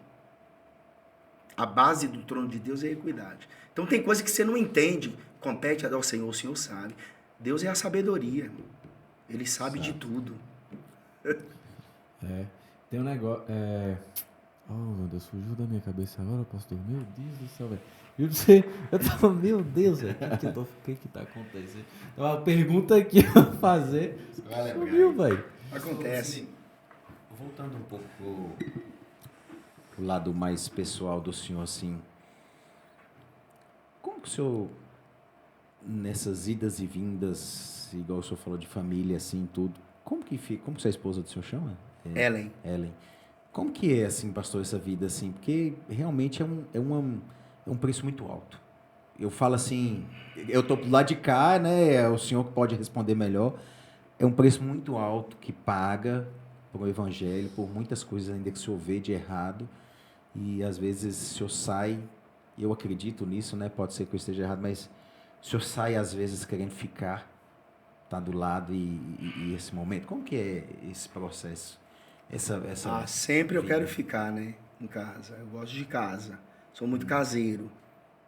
Mas muito mesmo. Olha, eu vou abrir um leque aqui com relação a esse assunto que você abordou. Sim. Porque, olha, se o pregador não for casado com uma mulher que casou-se com o ministério desse pregador, então não vai dar certo. Vai ter traição, vai ter problemas e vai culminar numa separação. E é por isso que muitos se separam. Quando é por traição, porque o casamento, eu acredito que ele pode ser dissolvido assim. Abandono de lar, violência ou traição. Então, a ausência, houve traição, aí se separou. E muitas pessoas atacam, né, os pregadores. Na verdade, a gente precisa de muita oração, porque a gente vive muito só. Isso. Muito de hotel em hotel, sozinho. Vive muito só. A gente enfrenta... Eu, por exemplo, né, que eu prego muito sobre a vida eterna. Eu sou muito atacado. Sim. Atacado com o quê, pastor? O mundo espiritual. Verdade. O mundo espiritual. Aí você fica muito longe de casa. Muito longe de casa. O melhor lugar é a sua casa. O melhor lugar é a sua casa. A melhor cama. Eu tô num hotel ali que tem uma cama king. Maravilhosa. Dá pra dormir umas 10 pessoas em cima daquela cama. Tá eu sozinho. Eu falei, vida, olha o tamanho dessa cama aqui. Só faltou nós aqui pra rolar aqui em cima. E volta e meia só carrega ela também, né, pastor? Carrego. Isso é bom. Aí eu saí de casa, ela, vida, tá vazia a casa, fica vazia, né? A mulher sente falta. Então, se a pessoa não casa com uma mulher, que essa mulher se case com o ministério dele, vai dar problema. O casamento é uma união de propósito. O casamento é uma parceria. É junto. O casamento é uma parceria. Eu sempre digo que o casamento é como um barco, uma canoa, que duas pessoas precisam remar essa canoa. Se um só remar, porque ela vai rodar. se só um remar, vai ficar rodando. Vai rodar. Então remam ambos remando para que a canoa vá em frente. Caso contrário, não vai. Por exemplo, a esposa não faz isso. Não faz. custa não fazer. Sim. A questão é que, às vezes, um cônjuge se submete a A, B e C, mas não se submete ao outro. Um ao outro. Entendeu? É por isso que acontecem problemas. É claro que o casamento não é um mar de rosas. Mil maravilhas. Essas questõezinhas, essas briguinhas, essas coisas, é só combustível para quando voltar, não quebrar. Tu não é casado ainda, Yuri, fica na tua. Eu tô aqui só escutando, né? Tem que anotar. Pegando as experiências. Pois é. Aprender. Então, pronto, às vezes o casal sim. briga, fica diferente com o outro, vai dormir chateado, não sei o quê, mas depois, entendeu? Aí volta. E aí, irmão, é só vitória.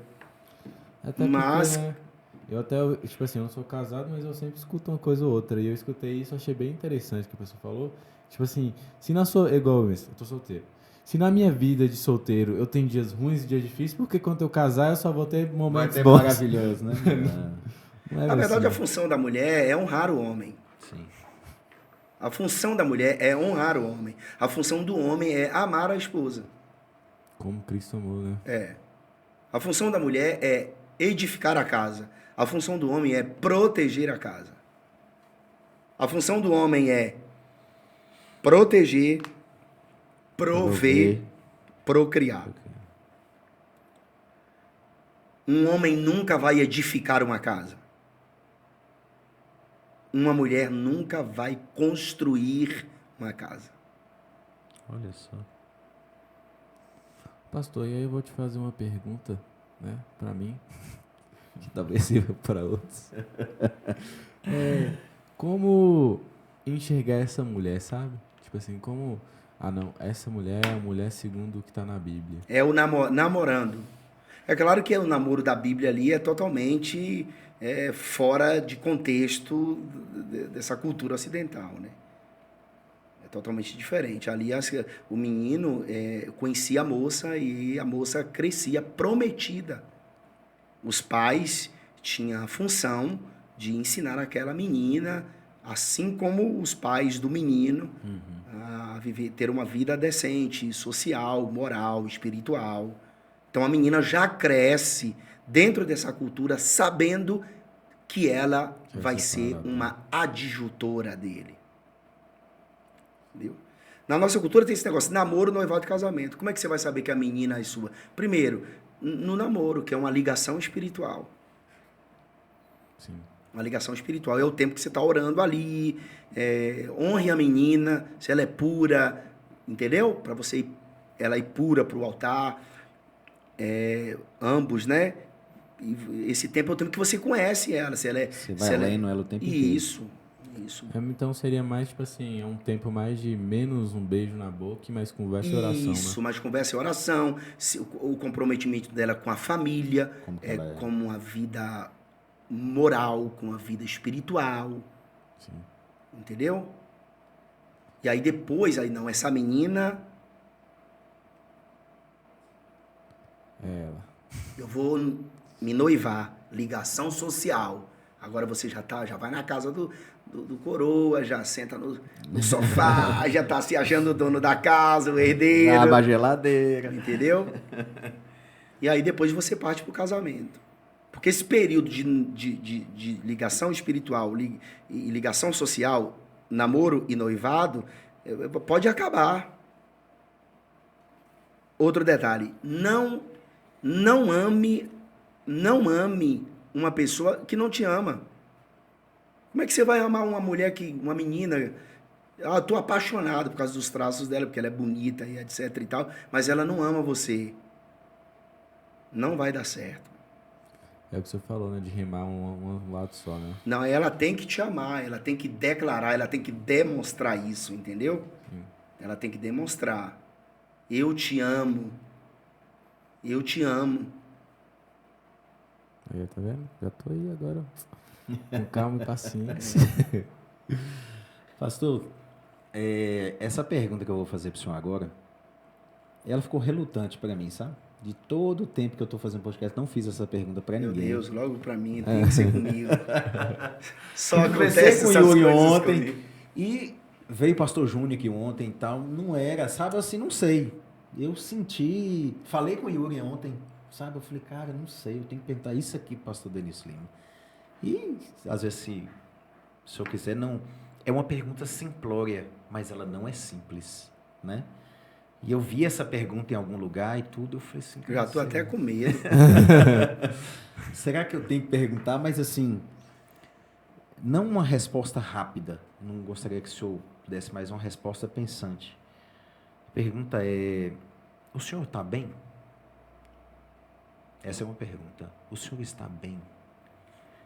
Eu poderia estar melhor. Não sei porquê, pastor. Veio, desde quando o Yuri decidiu fazer esse podcast com o senhor, mexeu comigo esse negócio que eu tinha que fazer essa pergunta para o senhor e não sei porquê.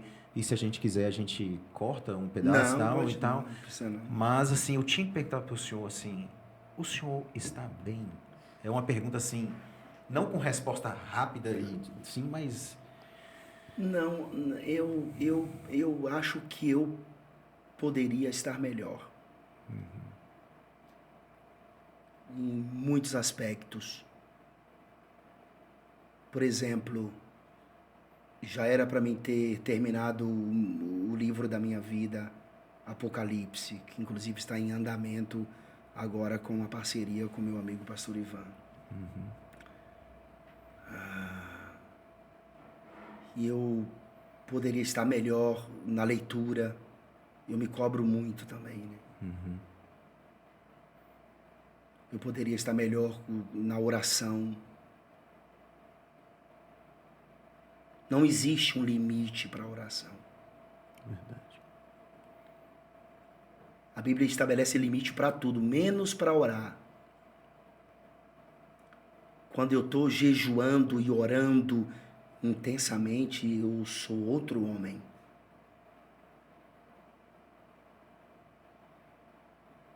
Eu sou outro homem. Então eu poderia estar melhor. Obrigado.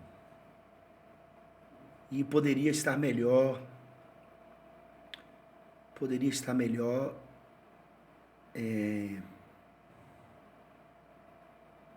Com os meus filhos eu vivo muito bem, com minha mulher. Os meus filhos são meus amigos, né? Meus meninos são... eu poderia estar melhor em muita coisa, assim, nessa área que eu amo muito, missões, que eu deixei um pouco de lado. Apesar de que eu não tô zerado, né? Sim. Eu até te falei no carro, Sim, não foi? Foi. Te mostrei aqui, pastor Klebstone, né?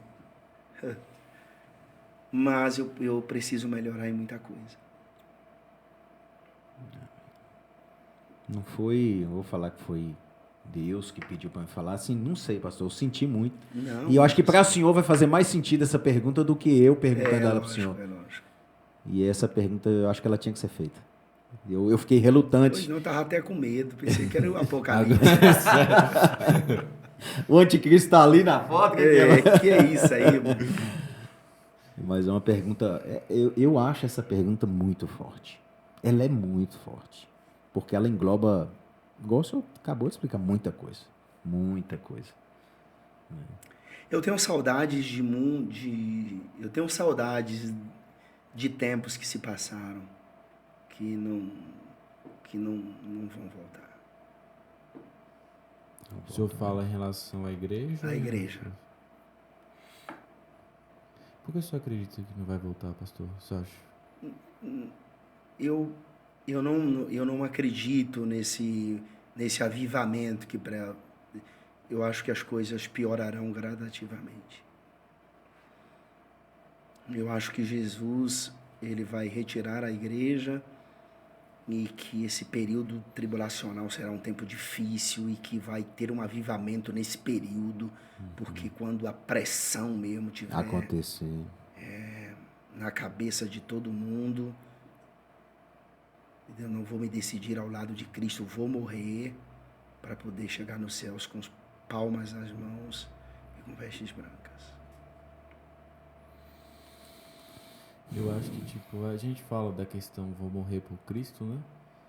Mas acho que quando você para pra pensar realmente nisso, será que você realmente está preparado, né? Tipo assim, eu acho que a gente tem que pensar, se você realmente está preparado, porque na Coreia do Norte, você chegar lá no meio do centro lá e falar Deus, perigoso você tomar uma pipoca na cara. Já pensou o cara pegar e dar um tiro de ponto .40, de Glock, Fuzil. na sua perna, te matar aos poucos. E você, Você pensando que Estevão, quando estava sendo apedrejado ali, que ele ora pelos seus apedrejadores ali não é capacidade humana, não. Não. O cara tem que estar Conectado totalmente. Eu falei do seu do livro, né? E o livro que eu li, ele começa a contar muito da história de como começou a igreja protestante. E aí ele começa a mostrar como é que foi a vida de Lutero, como foi a de Finney, desses caras todos aí. E aí, tipo assim, na hora eu li, eu comecei a... Meus olhos vão cheios d'água, sabe? Porque eu falo, velho, esses caras pagam um preço muito alto.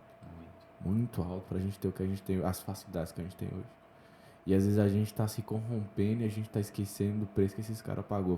Tipo assim, comecei a pensar, né? Falei, imagina esses caras, Deus dá uma chance deles virem aqui agora, só ver como é que tá. Como é que que esses caras iam pensar, sabe? eu acredito que eles estão aí se revirando nos túmulos aí, né? Spurgeon, os Finney, os Moravi, os Wesley, Savonarola. A gente conversou, até brincou, falou assim, como se tivesse que ter uma segunda reforma protestante. Uma protestante dentro dos protestantes, que realmente tá feio. Mas tentaram aí através dos desigrejados e não funciona. A igreja é essa aqui, sempre foi. Sim. Aqui é a palavra, né, só A um questão é que jargão, Deus marcou a época de Martinho Lutero por conta de vários motivos, né? A Igreja Católica já tinha ido longe demais, né?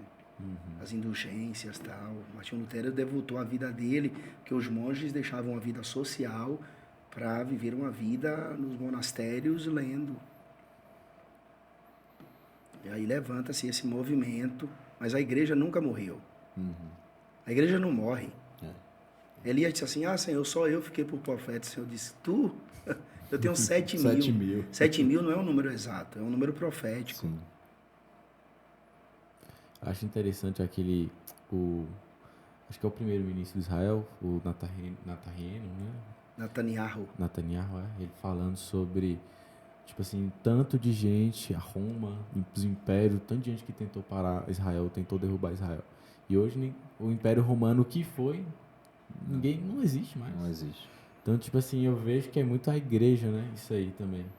Quantas pelejas, quantas lutas a igreja passou e permanece de pé. E só permanece de pé porque é a palavra. Se a gente se desviar, né, pastor? É uma frase de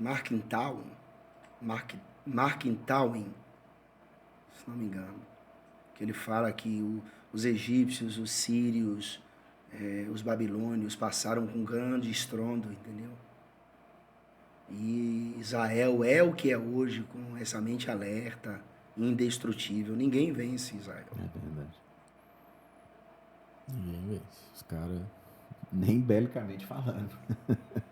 Nem belicamente falando.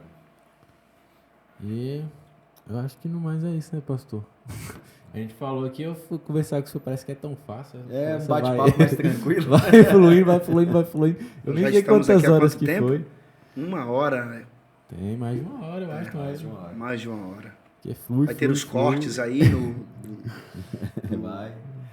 Vai ter os cortes. Me marcar, né? Claro. Meu livro tá vindo aí, Apocalipse, tá? Fala um pouquinho, pastor, já que a gente está aqui, fala um pouquinho do livro do senhor. É um pode livro falar de aqui. 350 páginas, por aí, no mínimo. A explicação do Apocalipse. Principalmente a parte da simbologia do livro, né? O senhor fala dos selos, Toda a dos parte simbólica, cavaleiros. porque existem pelo menos 4 dificuldades básicas no livro de Apocalipse, que é a simbologia do livro, a estrutura do livro, os conceitos e métodos de interpretação do livro e o uso do Antigo Testamento no livro. Então, a maioria dos crentes não entende essa parte da simbologia do livro. Então, nós vamos Nós estamos nos esmerando para que esta parte da simbologia do livro seja assim explicada. O que é uma pedrinha branca? A coluna no templo de Deus, dragão, a mulher, entende? Tudo bem. Silêncio por quase meia hora, entende? Não, vai ser quase um dicionário do Apocalipse. Essa ali. parte aí é uma obra não vista no Brasil. Parabéns. Só que a gente não vai ficar assim também, porque a nossa ideia não é pegar um assunto e gastar ali dezenas de folhas. Ah, disse, fulano disse, Beltrano disse, Sim. fulano pensa assim, o historiador tal disse isso. A gente vai evitar isso aí. Uhum. A gente vai abordar um assunto e ser cirúrgico. E destrinchar esse assunto. Isso. Sabe? Tem assuntos que, claro, que vai ter... Nós vamos precisar de páginas para poder explicar. Tudo. Por exemplo, hoje eu estava escrevendo sobre os imperadores. Aí eu comecei por Nero. A história de Nero é a história de Nero. Eu trouxe alguns livros, né, sobre os imperadores. E a história de Nero, por exemplo, Nero não é brincadeira. Uhum. Então, se eu for pegar toda a história de Nero para colocar no livro, não vai ser legal. Ô pastor, eu lembrei da minha pergunta. Depois de tanto tempo, Aí, agora veio aí, né? então não vou nem concluir o assunto de Nero. Porque assim, só falando dessa questão do Apocalipse, eu não sei como seria isso. Eu acho que eu nem peguei isso na Bíblia, mas teve uma vez que eu tava dormindo e eu tive eu acredito que foi uma visão, porque na minha cabeça sempre foi 7 cavaleiros. Não era 4. Na minha cabeça era 7 por causa dos 7 selos. Uhum. Então eu não sei. Eu hoje tinha uma ideia também que era 7 cavaleiros. E eu tive um sonho. E nesse sonho, tipo assim, tinham 4 cavaleiros. O preto, vermelho. E tipo assim, o cavaleiro e a cor do cavalo e o cavaleiro, eles eram tudo da mesma cor. Junto. E aí, tipo assim, os 4, eles falavam bem na minha cara, assim. E aí o preto e o vermelho estavam no centro. E os outros 2 na ponta. O amarelo e o verde. E aí o preto falava comigo, assim, ele subia o cavalo alto e falava comigo, nós estamos chegando. E eu acordei assustado, né? Eu falei, tipo assim, porque foi muito forte no sonho. Ele falava assim, com muita propriedade, nós estamos chegando. E assim, eu não sei como, assim, Deus, ele vai dar visões para as pessoas quando estiver próximo, ou só acha que isso aí não faz sentido? É possível, ele te deu essa aí, você pensava que era 7, aí no sonho você já viu que é 4, né? Em Apocalipse 6, realmente, são 4 cavaleiros. Os cavalos branco, vermelho, preto e amarelo. É branco, né? Eu falei verde, mas... É porque eu fiquei com essa dúvida. Depois eu falei, será que Deus vai... Sonho serve como... Freud diz que sonhos são fenômenos psíquicos que acontecem quando você está dormindo. Mas Deus pode lhe dar sonhos para um aviso, um alerta... E foi muito forte, velho. Você tá doido, é só de Qual que lembrar. diferencia, pastor? Por exemplo, eu vi o senhor hoje, né? A gente teve uma convivência aqui e eu sonhei alguma coisa com o senhor. Pode ser que... pode ser que é um fenômeno psíquico que acontece quando você está dormindo. Sei lá, eu tô... mas eu tô aquele há sonho... uns 2 anos sem ver o senhor e tal, e acontece um sonho com o senhor. Quando o sonho te perturbar, não sair da memória... Pode ir. Por exemplo, eu tive um sonho esses dias. Um sonho. Eu estava andando num pasto verdejante. Tipo aquele capim que tem lá no terreno da igreja. Sim. Eu estava andando num pasto verdejante. Tinha uma cerca que dividia os pastos. Junto à cerca tinha um caminho. E eu estava indo neste caminho. Pasto verde. Eu senti que atrás de mim vinha um cachorro. Um cachorrinho animado. E aí eu amo cachorro. Eu me voltei pro cachorro. Cholinha, cholinha, cholinha. Ele veio perto de mim, fez uma gracinha, mas não se aproximou o suficiente para eu pegar ele. Ele aí continuou correndo, me pegou assim pela esquerda e foi em direção a uns arbustos. Que estava próximo ali. O capim terminava, o braquiara, Sim, né? Capim sim. braquiara terminava e tinha uns arbustos. Aham. O cachorrinho. Aí eu fui atrás. Aí o cachorrinho entrou numa toca, debaixo de um arbusto. Aí Abaixou. Eu fui olhar, cadê o cachorro? Dentro da toca tinha outros cachorros. Filhote. Outros cachorros. E aí eu meti a mão e peguei um cachorro para tirar. Quando eu tirei um cachorrinho, o cachorrinho voltou para dentro. Quando eu olhei na minha esquerda, chegou me arrepio, tinha uma cascavel. Mas assim, dessa grossura. Ela era azul, com a cabeça voltada para dentro da toca. Ela estava alimentada, ela estava com a barriga cheia. Aham. E eu disse assim, meu Deus, eu não vi essa cascavel. Que perigo. E eu fui tentar tirar os cachorrinhos. Aí eu vi que tinha gato também. Fui tirar. Só que eles estavam tão familiarizados com aquela cascavel venenosa que eles não queriam sair da toca. Aí eu acordei do sonho. Esse sonho nunca saiu da minha cabeça. Todo lugar que eu chego... Não, o senhor conta ele em detalhes, Não, porque eu não realmente conto. O senhor conta em detalhes porque realmente não saiu da cabeça. Sim, eu lembro. É alguma coisa que vai acontecer. E aí o senhor faz associação? Ou... Com alguma coisa, alguém que está familiarizado com a serpente e que eu vou tentar salvar, tirar, e vai ser difícil porque está familiarizado, etc. E aí quando eu estava saindo, eu vi uma espécie de uma cabeça de jiboia. Que eu sei o que é uma jiboia, eu sei o que é um cascavel. E a jiboia estava com a boca aberta. Eu senti, essa cobra tá morta porque... E eu acordei. Eu tive esse sonho em Corumbá, depois de um culto à noite. Isso no mês de novembro, dezembro, não lembro. Então, quando o sonho não sai da sua cabeça... Eu sonhei um dia com um amigo meu. Ele queria, de todo jeito, resistir ao chamado de Deus. Ele queria resistir ao chamado de Deus de todo jeito. E eu quero ser caminhoneiro. Aí um dia eu tive um sonho. Tinha um motoqueiro todo de preto, com uma moto preta. Não tinha como você saber, mas eu sabia que aquele motoqueiro era maligno, entende? Era o mal. Perseguia ele de todo jeito. Na estrada. E aí eu fui aí do nada ele me convidou para pregar. Igreja na Paralela.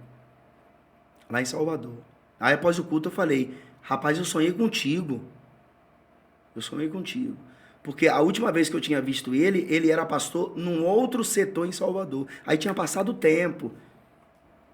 Eu disse, rapaz, eu tive um sonho contigo e tu me convida para vir pregar aqui. E eu vi você sendo perseguido por um demônio. Eu falei com ele. E aconteceu mesmo. Ele virou o carro. Hoje ele é pastor. Faz tempo que eu não vejo, anos e anos, né? Então, quando o sonho não sai da sua cabeça, é porque é um sonho, né? Olha o sonho de José, né? Sim.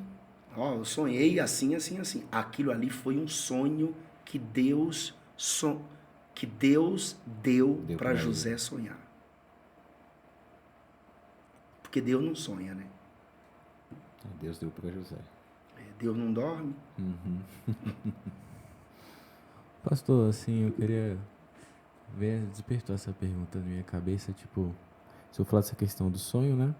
E eu tive um sonho uma vez, que aí eu não sei se tem a ver com chamado. Porque, tipo assim, por isso que eu ia fazer a pergunta, como saber, tipo assim, que Deus tem qual o chamado que Deus tem pra sua vida? Como, tipo assim, como descobrir isso, sabe?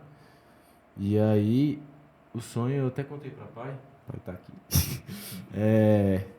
Eu tava, tipo assim, eu sei que eu tava no inferno. E no inferno, tipo, tava eu e o demônio andando. Só que esse demônio, ele não era aquele demônio feio que a gente conhece. Ele tava só com capa preta e tal, com a roupa toda preta. E o inferno não era de fogo. Ele era tipo uma caverna, bem escura. E aquelas, você via os detalhes das pedras. E aí eu caminhava com ele normal, tipo assim, não tinha medo dele, nada, normal. Só que chegou uma parte dessa caverna que começou a ficar a luz. E quando a gente chegou na porta, assim, da entrada dessa, que é pra trás tudo escuro, tinha tipo um campo assim, aberto, e uma luz que era do céu, não era luz artificial. E aí várias crianças de roupa branca brincando nesse campo. E aí, tipo assim, até esse momento eu era bem simpático com esse demônio. Só que quando a gente chegou na porta, ele pegou um arco e flecha e começou a acertar as crianças. E ele começava a atirar nas crianças. Aí nessa hora eu mudei com ele. Aí eu saí do ponto escuro e fui pra luz, junto com as crianças. E aí quando eu fui pras crianças, eu não sei da onde veio um arco e flecha. Aí eu comecei a atirar nele. Aí ele saiu do ponto e veio pra luz também, pro campo, que tava as crianças. Aí ele desfocou das crianças e começou a focar em mim. E aí teve uma parte, tipo assim, ele tava, tipo, eu tava assim, e ele na outra ponta. E como eu não parava de atacar ele, porque ele tava atacando as crianças, ele vinha, tipo, aí ele, tipo assim, aí ele voava. Aí ele mostrava a cara dele. Aí ele voava, assim, pra mim, e, tipo, mostrava os olhos dele todo verde escuro, assim, um trem bem doido, e falava assim, eu vou te matar. Olhos de serpente. Ele falava assim, não, eu vou te matar, eu vou te Mas matar. você, Não sei se tem a ver com chamado, o que que é, né, mas... sim, possivelmente, vocação é aptidão. O que é que você gosta de fazer na igreja? O que é que você sente que... Porque quem tem que identificar o seu chamado é você mesmo. Sim. Então eu achava que eu ia ser ministro de louvor na minha igreja. E aí eu comecei a ler a Bíblia, a ter oportunidades. Aí em mim, falei, não, eu sou pregador. Eu sou pregador do Evangelho. Isso pode ser um chamado pastoral para a sua vida, sabia? Você cuidar, você vai passar por etapas que você vai ter uma blindagem para poder defender seu rebanho. Você vai ter experiências para você lidar com o mundo espiritual. Interessante. Lembrei, falando de sonho, eu lembrei desse, que esse foi muito específico. Que eu lembro com ele, até hoje lembro dos detalhes, lembro como é que foi. Aí, doideira. Mas acho que no mais é isso, pastor. Sou, mais uma vez, você tá doido, sou muito grato, né? Muito difícil ter o senhor aqui. Ainda bem que a gente teve essa oportunidade de só estar aqui e a gente conseguir gravar com o senhor. Muito bem. A obra do apóstolo Walter está aqui fora das câmeras. Ai. Então, pessoal, acabamos de gravar com o pastor Denilson Lima e vamos deixar uma pergunta para ele, né? Faz aí. Deixar uma última pergunta agora, não tão séria, não né? tão séria quanto aquela fazer pergunta. uma pergunta para vocês, estão bem? Aí a gente tem que ver, né? Aqui tem pergunta. Mas, pastor, a gente gosta de finalizar com todo mundo aqui que vem aqui, a gente gosta de finalizar com uma pergunta tipo, se Deus levar o senhor, quer dizer, Deus vai levar o senhor como todo mundo aqui nessa sala um dia, né? Mas, tipo assim, se ele chegar pro senhor e falar, não, meu filho, antes de te levar, eu vou te dar uma oportunidade de deixar algo aqui pra essa galera e tal, e vai ser algo que vai servir pra eles e tal, positivo pra vida deles. O que, se Deus te desse a oportunidade, qual que seria, o que o senhor deixaria? Eu Toda a deixaria. geração. Eu deixaria um conselho: sirvam a igreja local. Sirvam a igreja local. É na sua igreja que você vai dar os seus primeiros passos. Sempre foi assim. Principalmente para aqueles que desejam ter um ministério, um chamado. É na igreja local que você aprende, que você é discipulado, que você é doutrinado, que você compreende a respeito do reino. E o pastor tem por obrigação, dever e obrigação, de ensinar tudo isso para seus membros, para suas ovelhas. Ser um homem de família, responsável, compre e pague. Tomou emprestado, devolva. Errou, errou. Pregue a palavra de Deus. Pregue a Bíblia. Pregue a Bíblia.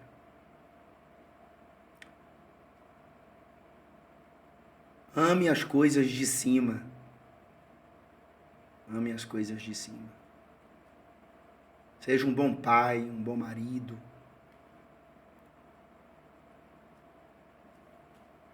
E seja cheio do Espírito Santo, irmão. Busque unção, porque Amém. não tem como, não. Se eu for cheio de Espírito Santo, eu só lembrei de Thales, né? Que o senhor canta Thales. Às vezes até melhor que Thales. Eu nasci pra te chamar de pai. Mas... É isso daí. Então, pastor. Eu acho que isso é o básico da vida, né? Sim. É o básico da vida. O básico da vida. Porque você viver assim, querendo sucesso. A internet deu voz a todos. Você querer que a internet te dê um ministério, que te dê reconhecimento. É tudo da forma antiga. Verdade. Sim. É isso então. Quer falar mais Então, uma coisa antes? Não, tranquilizando. Finalizando então, pessoal, tivemos agora o Idcast com nada mais, nada menos que pastor Denilson Lima, o mestre do Apocalipse aqui falando pra gente. Vai estar lançando logo, logo o seu livro. Tem nome ainda, pastor? Não pode falar ainda, né? Deixa ainda nos bastidores. É sobre o Apocalipse. Sobre o Apocalipse, vai falar pra vocês ainda. Né? É isso aí. É isso. Muito mais uma vez agradecer ao senhor e agradecer a vocês que ficaram aí até agora. E eu vou te falar, viu? Só vamos finalizar aqui, porque tem que finalizar aqui. Se deixar, vai embora. Satisfação. Clica aqui, compartilha. Valeu, e manda aí. gente. Um abraço, pessoal. Até mais.